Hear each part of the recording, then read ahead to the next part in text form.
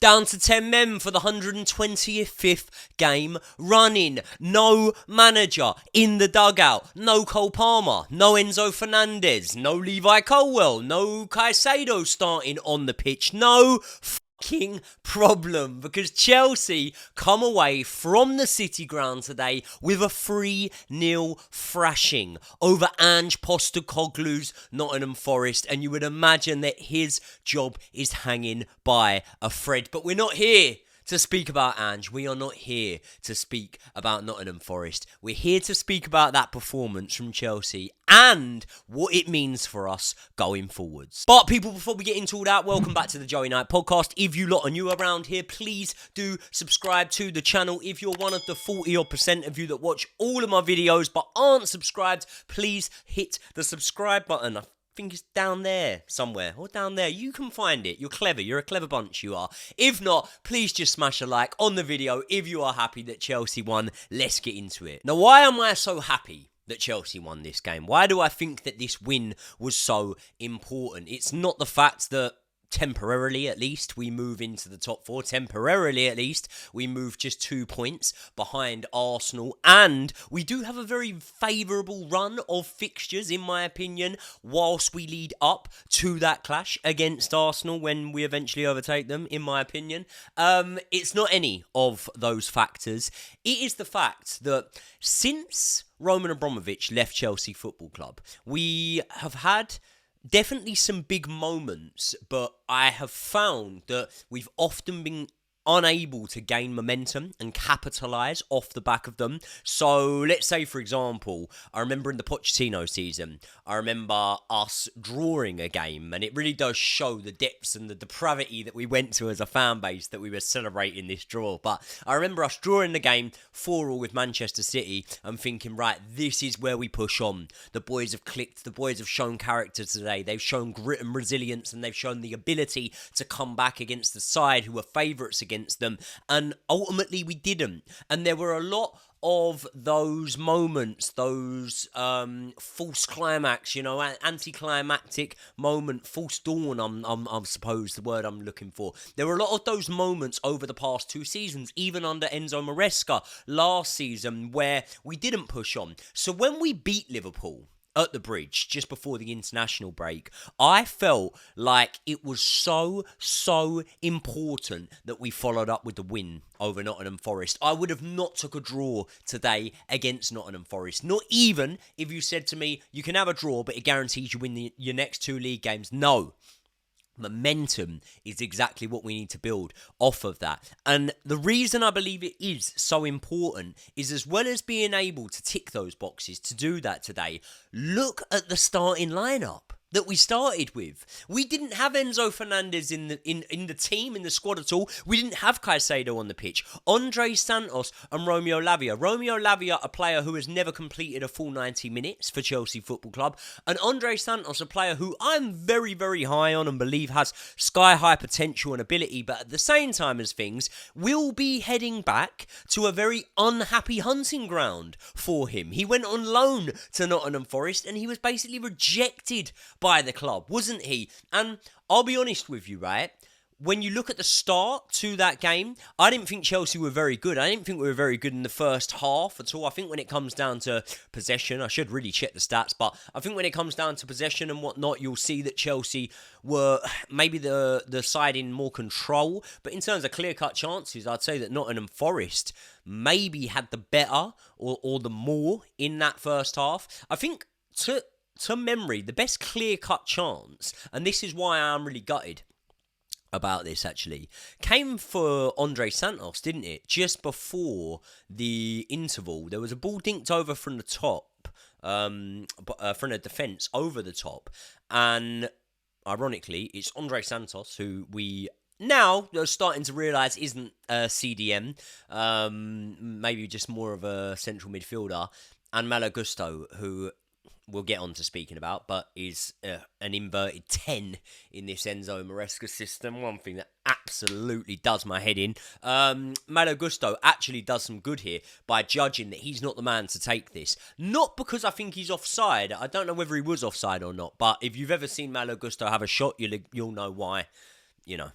Malo Gusto shouldn't be taking shots. But yeah, either way, he leaves it for Andre Santos. Andre Santos hits it on the half volley, left foot, drags it just wide of the post. I would have absolutely loved Santos to have scored that goal, just to have been able to really stick the knife in to the club that, in my opinion, did him dirty. They took him there on loan, and they didn't give him no football whatsoever. He goes to Strasbourg and he shows that he's the bollocks. So, I don't know what... Yeah, I don't know. But either way, it was clear that changes were needed at half-time. Now, I mentioned that Enzo Maresca isn't in the dugout. He's in the stands for this one because he got a red card for his celebrations against Liverpool. The game's gone. The game has gone. That's all we can say about that one. But either way, triple substitution at half-time with Santos, Garnacho and Lavia coming off. Caicedo, Gittins and Gue coming on. And instantly, those changes make an impact. We look sharper. We look like we've got more intensity to us. And that's one thing that you've got to give. I know, Enzo Maresca. We've got too many Enzos, haven't we? Enzo Maresca was in the stands for this one. I think that means that he can't have direct contact with the changing room. I'm not sure how, it's whatever. But one thing I'll always give us credit for is we do seem to get better in the second halves under Enzo Maresca, and that's why I don't worry as much when we've had an underwhelming first half. Listen, I would love to see vintage performances from start to finish, from the opening whistle to the final. But at the same time as that, how can you moan when you come away with a 3-0 win? And literally, minutes in to that second half, it's Pedro Neto. He's on the left-hand flank now. Now, there's a reason why it's never Neto that gets subbed off. It'll always be another winger, say for example Garnacho, and then Neto moves over there. And that is because Pedro Neto is the best winger we have at Chelsea Football Club.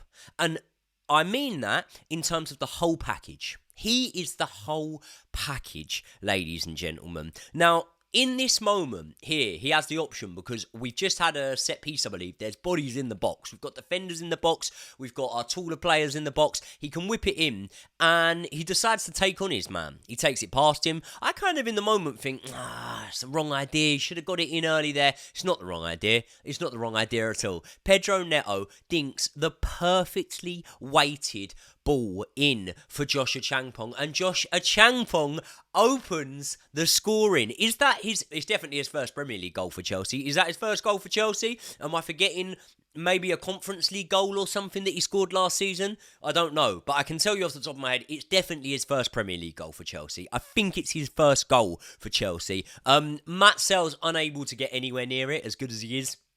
Unable to get anywhere near it. He's sort of falling back into the goal. Achampong with the header. Absolutely buzzing to see Achampong open the scoring, because for Josh Achampong, he's been a player that you'll know that me and Josh Aveste have been high on for a long time now. And even before he had started making appearances for Chelsea, there were transfer rumours that he could be one of our players that were sold. And I was worried, right? Because I'm not saying, look, I've got no trust in the ownership or whatever, but they haven't gained any of our 100% trust at this moment in time right now. It's not to say that we're not happy with the way things are going at this moment in time, but I was worried because not as many Chelsea fans had seen that much of Josh Achampong, and therefore it was one of those things where if you had have sold him at that time, you maybe could have gotten away with it. You could have gotten a big fee of it, and it would only have been in hindsight that you would have gone, fucking hell, man. Like, we should have kept hold of this boy. Bayern Munich were after him. A lot of clubs were. We stayed firm. We kept him. And now he's showing his quality. And I always say this thing about sometimes you'll stumble upon a recipe for success. Well, ultimately, we have with Josh Achampong, because I don't believe that he would have been getting the amount of minutes that he's now getting had it have not been for the injuries. So, really, really good there from Josh Achampong. Really good from Pedro Neto. And minutes later, Pedro Neto goes from the assister to the scorer. We win a free kick, and it's Reece that gets the assist because he just touches it. It's a free kick in a very good position, by the way. He just touches it to Pedro Neto. Pedro Neto hits it low, hits it with swerve on the left peg, and gets it past Matt Sells. Curling left-footed effort into the corner from the Portuguese. Sells will probably be disappointed, I would say, to have conceded it, but I think it's one of these ones where when you've got a player lying down behind the wall, which is their option if they want to go with it, then ultimately, yeah, it stops the ball from going under the wall, but it also blocks a bit of your vision. And when you have a curler like that, then it's going to make it harder, isn't it? I just think that Pedro Neto is a player that stats really don't play homage to, in my opinion. Because if you look at him as a right winger, right, or a left winger, wherever you look at him, and then you look at the goals and assists, then you might go, well, he's not like prolific in terms of contributions. You'd be so wrong. You'd be so wrong.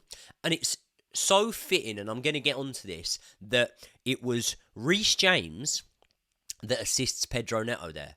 Because Pedro Neto, for anyone who goes to games, who's in attendance, who watches the games carefully, will understand, has been assisting Reece James since Reece James came back into the team. And I'll tell you why, right? Reece James playing in the position and being tasked with what he's been tasked with recently in terms of inverting into midfield in times. Obviously, you're not able to play that role that you did play sort of 5 years ago when we won the Champions League, or 4 years ago when we won the Champions League, and you were bombing up the flanks with Ben Chilwell the other side and whatnot. Pedro Neto has been a player that has come in and surprised me so much in terms of the willingness that he has to run, to put the hard work in, to be selfless, you know. Wide players and stuff like that in today's game want to be a bit more selfish and want to get himself on the score sheet or assisting at least. And I remember when you had Noni Madueke in front of Reece James, Reece James was getting injured all the time, couldn't get a run in the team because I don't feel like Madueke covered the ground, tracked back as much and whatnot. And I feel like Pedro Neto's contribution in terms of what he's done to this Chelsea team, but in terms of also being able to assist Reece James to recover whilst actually getting game time, is something that you have to credit Pedro Neto with, and you have to credit Enzo Maresca with. So really, really happy about that. Forest had a couple of chances after that. You know, after Neto scored the free kick, well, not directly from the free kick, but they had, you know, a 20-minute period where they put on a bit of pressure. There was one really good save made from Robert Sanchez. And again, we'll speak about Robert Sanchez when we speak about a few individual performances, but there was a really good save. I think it was Milinkovic, his header, around the 65th minute mark. He heads it down into the ground. Sanchez, really, really good save, by the way. The best chance will be the Igor Jesus chance.